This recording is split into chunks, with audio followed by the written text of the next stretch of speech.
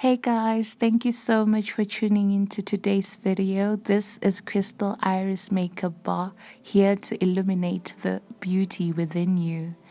And today in the chair we have Dorcas. So she is not only my friend, but she's also my sister and also my pastor. Yeah. So we created this look for her birthday photo shoot, which was on June 10th, but the shoot was done days before her birthday, and we wanted to create a clean look, not too busy, not too heavy. So we went in mainly with the earthly colors, mainly. Yeah. So I hope you enjoy the video. Remember to subscribe, like, and comment.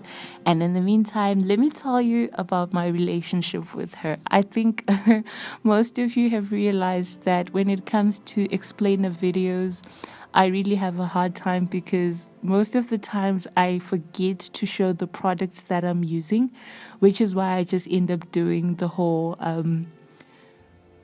spoken word with makeup, because I feel it comes naturally to me to do that instead. But I will try and list the products that I used below in the, what's it called, by the way? I've even forgotten what it's called. Okay, but you know the box I'm talking about, in the description box below. Yes, that's the one. Okay, so let me tell you something. That's Dorcas, okay? Dee was also my maid of honor. Guys, I was a problematic bride. But honestly, that's according to everyone in her, but I honestly think I was allowed to be. So let me tell you a funny story. For my wedding, I ordered a dress from someone who was supposed to get the dress from China. So the pandemic, the lockdown, it disrupted a whole lot of things. And 2 weeks before my wedding, my dress still hadn't arrived. I know. This is me we're talking about. I am a perfectionist. I need to know that everything is in place at the right time. And at that point in time, I was just a ball of stress. But thanks to this woman here, she managed to calm me down. So it was like, okay, it's 2 weeks till the wedding. I don't have my dress in hand. It's okay. It's gonna come. She prayed with me. She encouraged me. She told me to relax. Everything was going to be okay. And that was hard to do because I was getting married in Bulawayo and we stay in Harare. So I was also thinking, okay, what happens then when I leave Harare to go get ready and ensure that everything in Bulawayo is in place and my dress still hasn't arrived? What if there's alterations that need to be done, etc, etc? So yeah, I'm sure if you're a lady, you can imagine the stress that comes with all of that. But anyway, so back to the story. The lady who we had ordered the dress from, she kept saying, I don't know, I don't know what's taking so long. I don't know what's taking so long. So it's like each and every 3 days she'd receive a shipment and she'd go check and there was nothing. Go check again, nothing. Go check again, nothing. Until I had to leave Harare and go to Bulawayo. So this was me, the dressless bride. Okay, I got on the bus and I remember when I got home, the first thing I told my mom and dad was, I don't have a dress. Now my dad was like, that's not even a big deal. Let's just go buy jeans and t-shirts, you're going to do it in style in your own way. And I was like, this man, he's testing my patience right now. Well, I know he meant it in good spirits, but I was so worried and frustrated at the same time. More so because at the end of it all, the lady we had ordered the dress from wasn't really communicating. It was like she'd wait for us to ask her if it had finally arrived. And she wasn't really, I don't know, maybe it's because I was stressed, but I felt like at that point in time she wasn't really what's the right word to use, polite. She was more standoffish. And I was like, no, but I've paid for this thing, you know. If you're going to be anything, you'd rather be forthcoming with information about what's going on, because I'm getting married and I ordered something from you. Yes, I understand this is the lockdown and it's disrupting travel and shipment and everything, but can you at least communicate? I honestly believe communication is key, like in everything, honestly speaking. So anyway, 2 days before my wedding, I still didn't have a dress, and that's the day that Dee and her husband were supposed to follow, because, like I mentioned before, Dee was my matron of honor, and then her husband was a groomsman for my husband.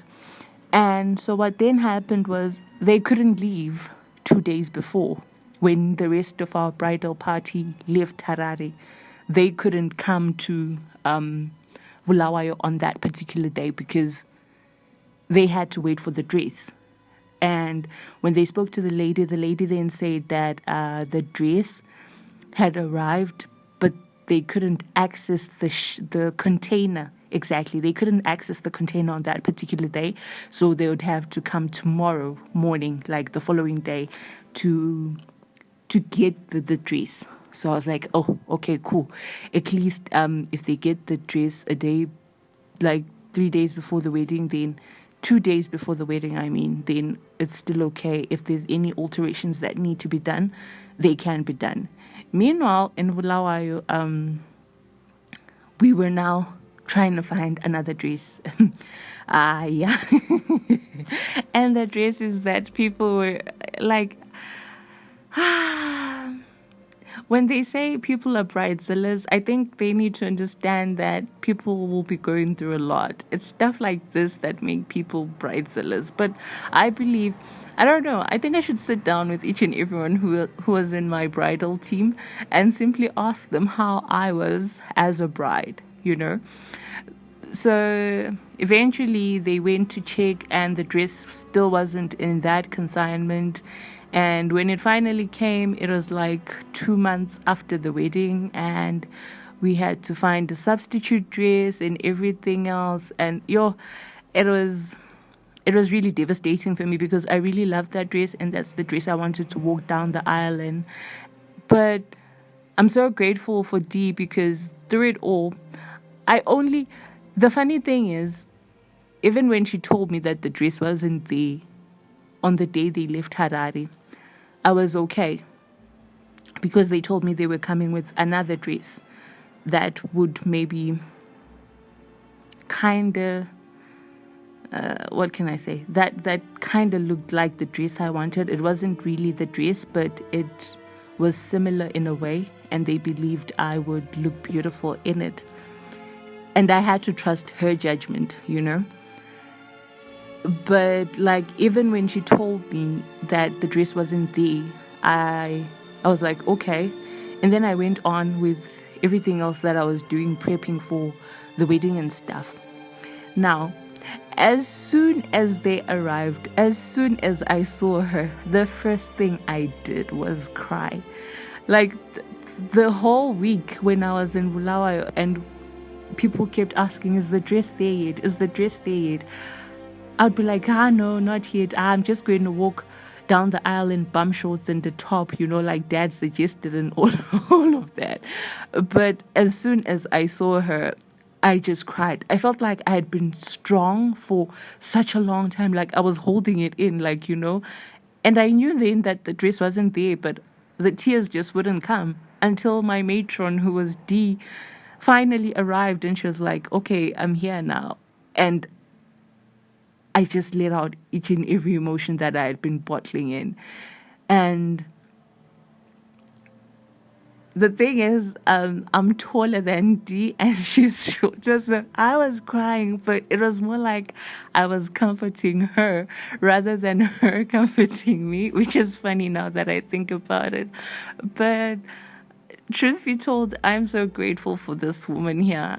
Like in so many situations, I've always known that I can always go to her and that she can help me. If she doesn't have the solution, then I know that she'll hold my hand and my heart and my soul in prayer. And that on its own is enough for some of the things, you know. And I could never ask for a better friend or sister or even pastor, you know. Like, she's such a great person to me and to my family and my son. So even in this video, she has 2 sons. So they were all here and they were playing with baby Tando.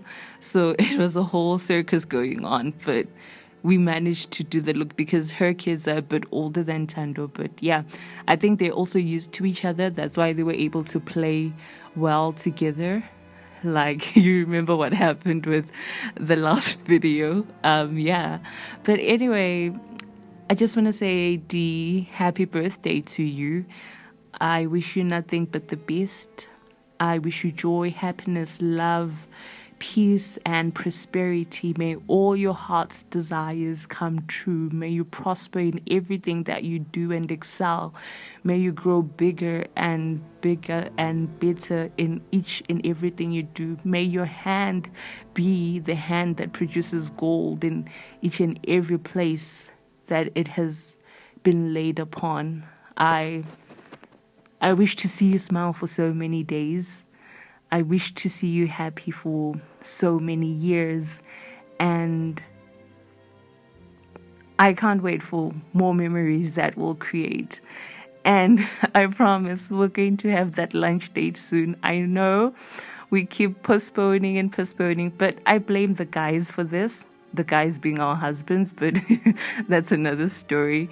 Anyway, I hope that all of your heart's desires come true, and I want you to know that I love you dearly. I love you so much, and I'm thankful and grateful to you for who you are, not only in my life, my son's life, my husband's life, but also in Pastor Elisha's life, because I also take him as my brother, and I know that he is the person that he is because of you. Happy birthday, babe. Look at you now.